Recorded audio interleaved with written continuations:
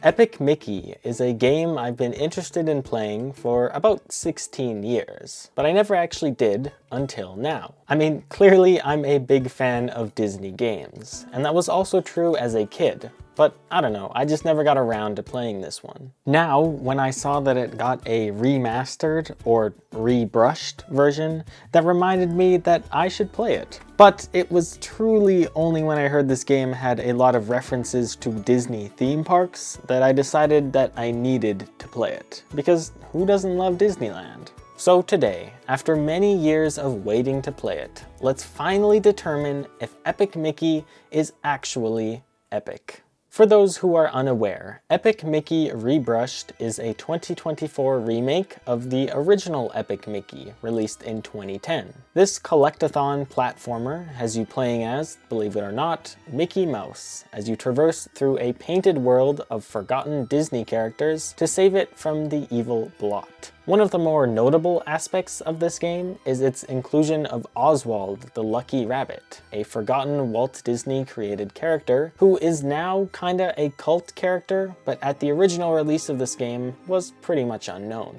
Anyways, I will start off by saying that just the concept of this game is very cool. The entire world you are in is painted, and you as Mickey Mouse have two different tools at your disposal in regards to this paint. You have Thinner, which can be used to remove or destroy things in the world, and Paint, which can be used to create or bring things back. From the moment I saw this, I thought that it lends itself perfectly to really cool puzzles and platforming challenges. But the game goes even farther and builds these two mechanics into a sort of morality system, which I was not expecting. There are multiple ways to solve quests, make it through levels, spare enemies, betray characters, that all tie into this paint/thinner mechanic, which is just insanely ambitious for a Wii platformer starring Mickey Mouse. So this was a really cool concept. And then you also have this world of forgotten Disney characters and classic animated cartoons, which I also loved, and of course all the Disney parks references, which was amazing,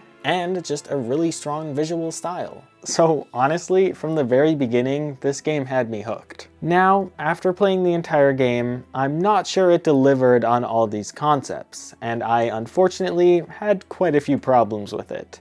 So let's start unpacking these from the beginning. First off, I must say this opening cutscene is really well animated. It's got a great visual style, just like the rest of the game, and I don't know, it's just so fluid and high quality. Seeing this, I was like, dang, this is gonna be a great game. But let's compare this opening cutscene to an actual in-game cutscene.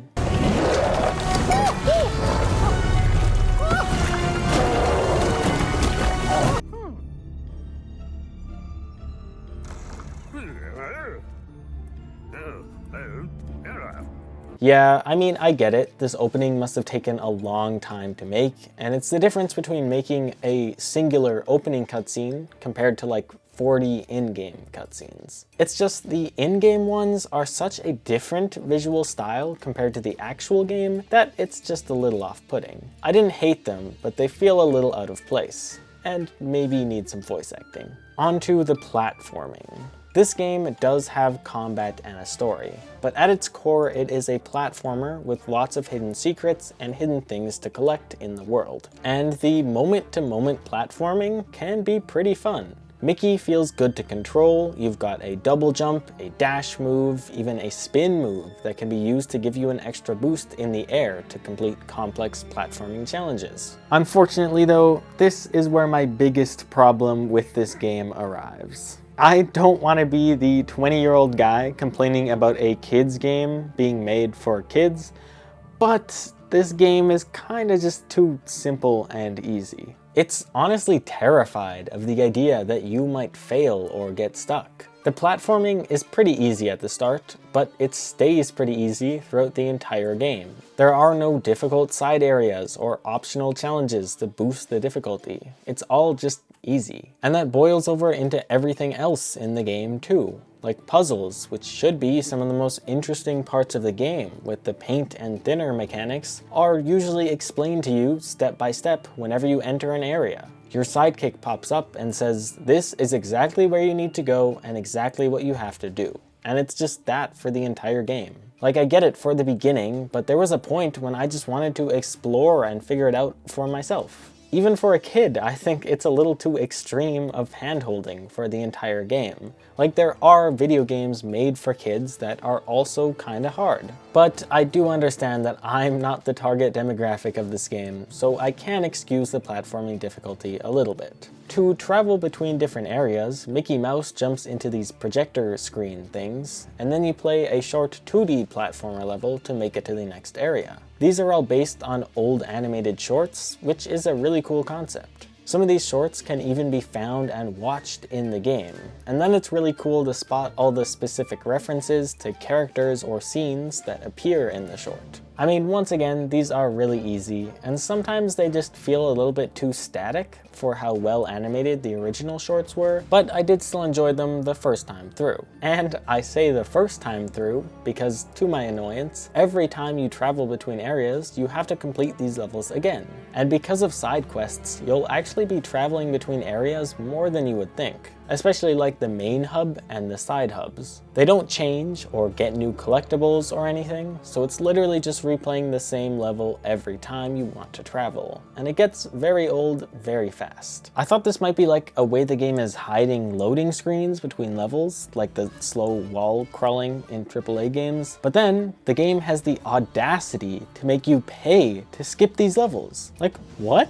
It's a small amount of tickets, but just give it to us for free. Unless you are collecting missed collectibles, there is no reason anyone would want to replay these levels. It's just a waste of time. And you have the solution right here, and then you lock it behind tickets? This was really just a baffling choice to me, but it's honestly just a minor thing, so it doesn't really matter. As I previously mentioned, one of the other main things you'll be doing in this game is fighting enemies. There's the blotlings, which are creatures of paint, just like the rest of the world, and are vulnerable to paint and thinner. Hitting them with paint will actually turn them over to your side, and they will no longer attack you, but other enemies instead. Thinner just erases them from the world. I like that you have both options at your disposal, and that these are built into the morality system. I actually didn't realize this at the start, so I just had Mickey dissolving every living thing, which is actually considered bad. So when everyone started getting mad at me, I had to change up my tactics. Just like the platforming, combat is very easy. There's not too many different blotling types, and most of them don't really do that much damage or have attacks that are hard to dodge. There are some good ideas, like there's these robots that you first need to hit with a thinner to expose their robot parts, and then hit them with a spin attack on their weak point. Or these big blotlings that are only weak when they're doing this big suck attack thingy. Even if really easy, combat is pretty enjoyable. But by far the most fun part of combat was the bosses. There aren't very many of them, but some of the bosses are truly really fun. Like, oh my god, Pete-tronic? First of all, a Tron reference? I was amazed. And the boss is actually really fun and even a little difficult. I love this guy. Oh my gosh, my goat. Plus, bosses also have different fates and even different fights depending on whether you choose to attack them with paint or thinner, which was really cool. If you couldn't tell already, I do think one of the most interesting aspects of this game is the way that it makes choices matter, and your actions have consequences based on what you do with the paint and thinner. As I said, I didn't realize this was a thing until everyone started treating me badly, and then I felt bad for using thinner all the time. And I switched to paint, and everyone started being nice. I got lots of help and extra items. It's actually really interesting. I wish using paint was maybe like a little more difficult to do or something, because usually paint and thinner are the exact same difficulty to use. So why would you not just use paint unless you're evil? But I am glad they are both there, and they both lead to some really interesting interactions and even endings. So I've talked about all the stuff you do in this world, but what about the actual world? Well, as I've said, I really enjoy the look of everything here. It's got great modern graphics and really strong colors and cartoony design.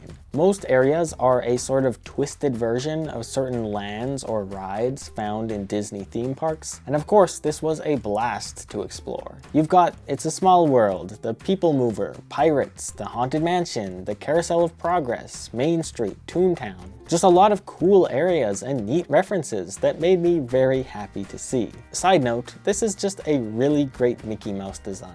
It's like a combination of the classic 1930s look and the modern look. I really enjoyed it. And I also think it's very funny that his ears follow the camera around. That's pretty cool. The characters inhabiting this world are for the most part pretty fun.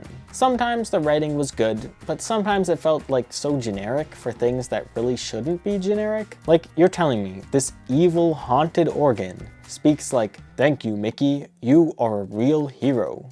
Nah, he should be more spooky or something, and I felt like this went for a lot of characters. I did really like Oswald though. I like that he makes faces at you if you don't face him, and I like that they made it actual lore that Mickey stole Oswald's spot as the face of animation and went on to become big and famous, which is pretty much what happened in real life. Oswald stayed with Universal and Mickey Mouse was created in his place. My one complaint with the world is that there are a lot of things to find, like currency in the form of tickets, concept art, pins, movie reels, but there's just not a whole lot to do with these things. Tickets can buy some useful things, and movie reels can unlock some interesting things, but pins, which are treated as the big secret rewards, are just kind of boring. Like, give me more costumes or something, that's all I'm asking for. I mean, I'm not saying you need rewards for collecting things. Like, the strawberries in Celeste are just fun to collect. But that's because the gameplay is actually fun. So in Epic Mickey, when the platforming to get to these secret areas is boring, and the reward is boring,